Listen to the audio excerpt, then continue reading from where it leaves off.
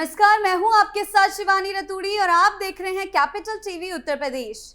UP में पहले अपराध का बोलबाला हुआ करता था, लेकिन अब प्रदेश बदल रहा है। इस बदलाव की सबसे बड़ी वजह है मुख्यमंत्री योगी आदित्यनाथ, जिनकी सख्त कानून व्यवस्था और अपराधियों के खिलाफ जीरो टॉलरेंस नीति ने प्रदेश की तस्वीर ही बदल दी है।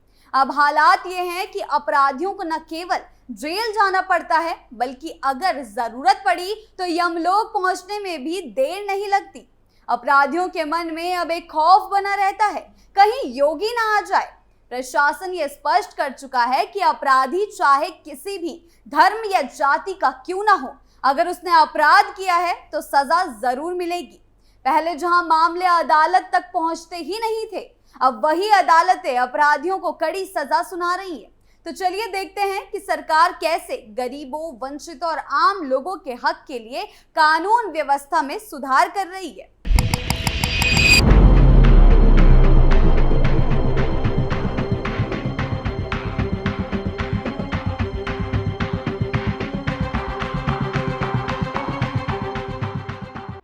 योगी राज में कानून का बोलबाला।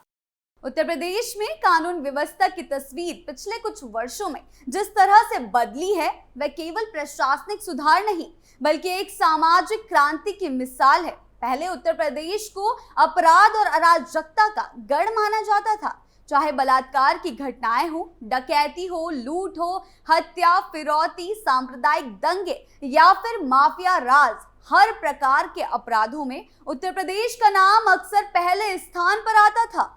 यह स्थिति इतनी गंभीर हो चुकी थी कि आम लोग खुद को असुरक्षित महसूस करने लगे थे। महिलाएं शाम ढलने के बाद बाहर निकलने से डरती थी, व्यापारी बंधक बनाकर लूटे जाते थे और पुलिस मूक दर्शक बनकर बनी रहती थी।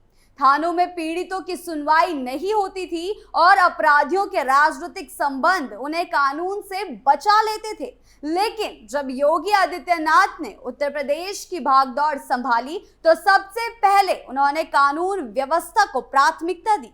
उन्होंने कहा कि राज्य में अपराधियों के लिए कोई जगह नहीं होगी और वाकई इस कथन को जमीनी हकीकत में बदल दिया।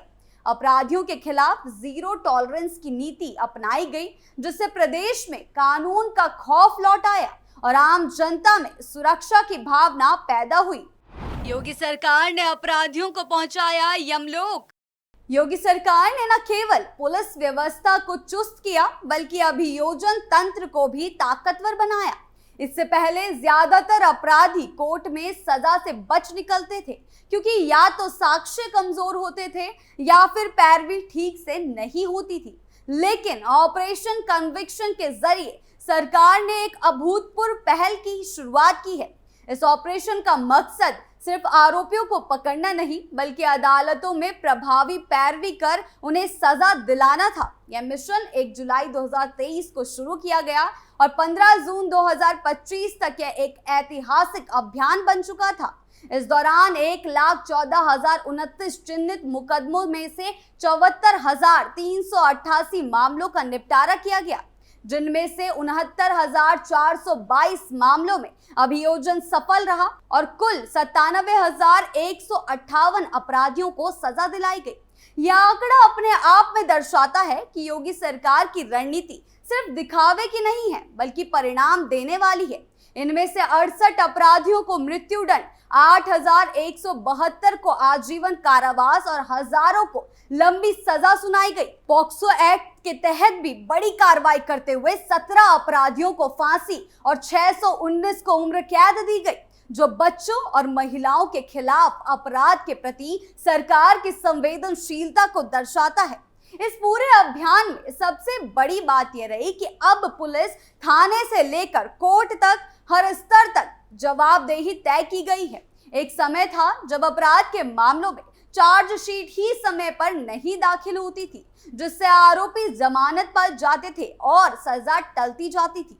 लेकिन अब केस डायरी, साक्ष्य संकलन, कोर्ट में पेशी और गवाहों की सुरक्षा तक हर पहलू पर योगी सरकार की सख्त नजर है।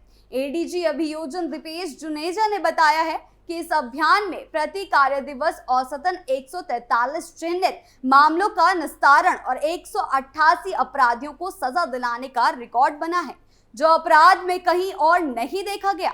इसका प्रभाव प्रदेश में साफ देखा जा सकता है। अब अपराधी फरारी में नहीं रहते बल्कि जमानत के लिए गिड़गिड़ाते हैं।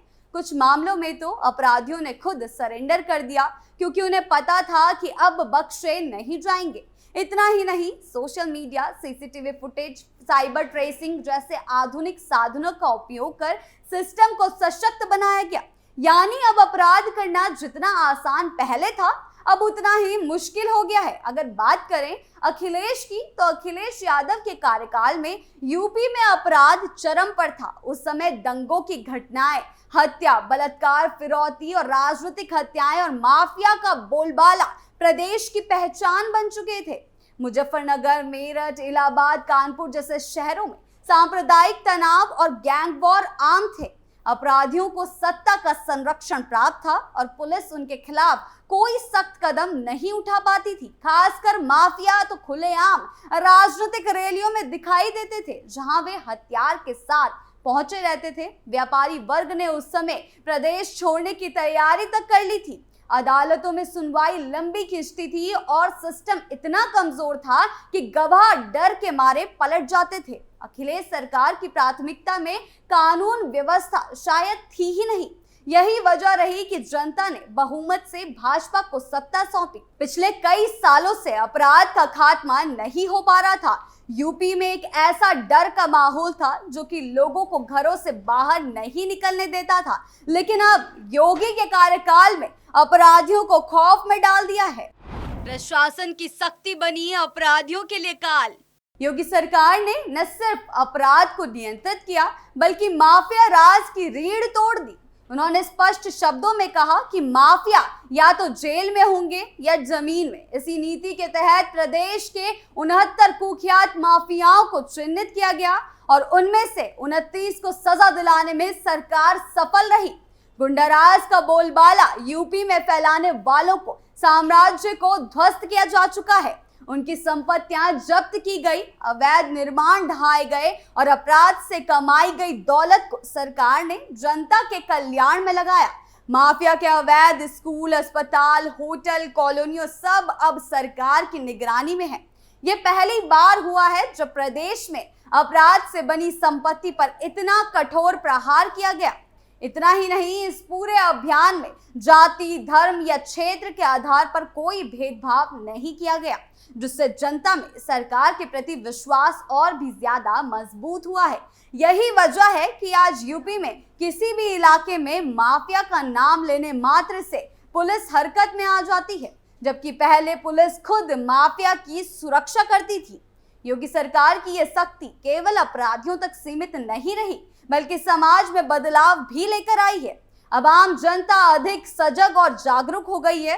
थानों में शिकायत दर्ज करवाने में आसानी हुई है। पुलिस की कार्यप्रणाली में पारदर्शिता आई है और पीड़ितों की सुनवाई अब प्राथमिकता पर की जाती है। महिला सुरक्षा को लेकर भी सरकार ने कई पहल की है। थानों में महिला डेस्क स्थापित किए गए हैं और महिला कांस्टेबल नियुक्त की गई हैं। जी हाँ, साइबर अपराधों पर भी कठोर निगरानी रखी जा रही है और बच्चों के खिलाफ अपराधों पर तेजी से कार्रवाई हो रही है। सड़कों पर अब अराजकता नहीं दिखती बल्कि कानून का शासन दिखाई देता है। सरकार के इस रुख का असर यह भी हुआ कि अब युवा अपराध की ओर नहीं जा रहे बल्कि उन्हें यह यकीन हो गया है कि मेहनत और ईमानदारी ही एकमात्र रास्ता है। जिन परिवारों में एक समय अपराध को व्यवसाय बना लिया गया था, अब वे अपने बच्चों को स्कूल, कॉलेज भेज रहे हैं क्योंकि अपराध अब फायदे का सौदा नहीं रहा। कहा जा सकता है कि योगी आदित्यनाथ के नेतृत्व में उत्तर प्रदेश अब गुंडाराज से निकलकर कानून का राज बन चुका है। जहां लोग पहले अपराधियों से डरते थे, अब अपराधी कानून से डरने लगे हैं।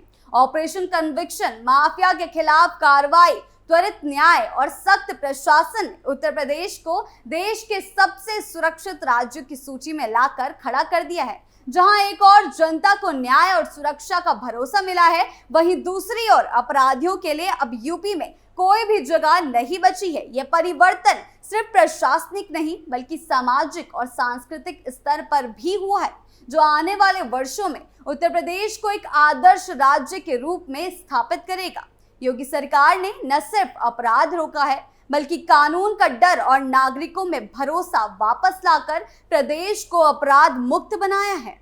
उत्तर प्रदेश में अपराध और अराजकता का जो अंधकार कभी राज्य की पहचान बन गया था, योगी आदित्यनाथ की सरकार ने उस पर कड़ा प्रहार करते हुए एक नया सवेरा लाया है और कानून व्यवस्था को एक नई मजबूती दी है। प्रदेश के आम नागरिक के मन से डर को गायब कर दिया है। जहां पहले अपराधियों का बोलबाला था, वहीं अब अदालतों में उनके विरुद्ध सख्त से सख्त सजा के फैसले सुनाए जा रहे हैं। ये बदलाव किसी एक विभाग या नीति का नहीं, बल्कि पूरे प्रशासनिक इच्छा शक्ति, नेतृत्व की पारदर्शिता और जन समर्थन का परिणाम है। उत्तर प्रदेश अब उस मुकाम पर पहुंच रहा है जहां कानून का राज केवल पोस्टरों या नारों में नहीं, बल्कि हर गली, हर जिले, हर न्यायालय और हर नागरिक की जुबान और जीवन में नजर आने लगा है। आपको क्या लगता है? हमें कमेंट सेक्शन में जरूर बताएं। वीडियो अच्छी लगी हो तो लाइक शेयर करें और चैनल को सब्सक्राइब करना ना भूलें। नमस्कार।